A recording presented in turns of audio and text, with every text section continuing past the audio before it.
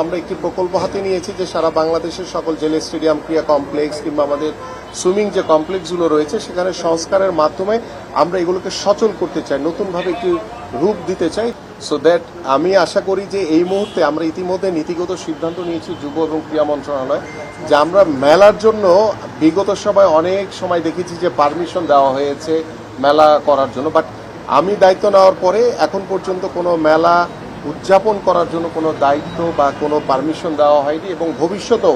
স্টেডিয়ামকে ব্যবহার করে কেউ মেলার জন্য ব্যবহার করবে সেই সুযোগটি আমরা দিব না। এবং আমরা প্রত্যেকটি জেলা স্টেডিয়ামে দীর্ঘদিনের আসলে অকার্যকতার কারণে কিছু সংস্কারের দরকার রয়েছে। তো আমরা একটি প্রকল্প হাতে নিয়েছি যে সারা বাংলাদেশের সকল জেলা স্টেডিয়াম ক্রীড়া কমপ্লেক্স কিংবা আমাদের সুইমিং যে কমপ্লেক্সগুলো রয়েছে সেখানে সংস্কারের মাধ্যমে আমরা এগুলোকে সচল করতে চাই, নতুনভাবে একটি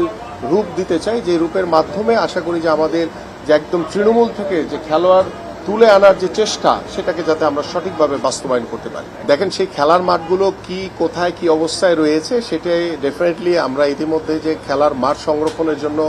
আমরা ঢাকা উত্তর সিটি কর্পোরেশন, দক্ষিণ সিটি কর্পোরেশন যৌথভাবে কিন্তু একটি আমাদের 3 জন মন্ত্রী সহ আমাদের সচিবগণ কিন্তু আমরা ইতিমধ্যে পরিদর্শন করেছি। সো যেগুলো খেলার উপযোগী মাঠ সেগুলোতে নিশ্চয়ই তারা সেই হকার পুনর্বাসন করবেন না এবং সেই বিষয় নিয়ে আমরা প্রয়োজনে তাদের সাথে কথা বলে সেগুলো নিশ্চিত করার চেষ্টা করব ইনশাআল্লাহ।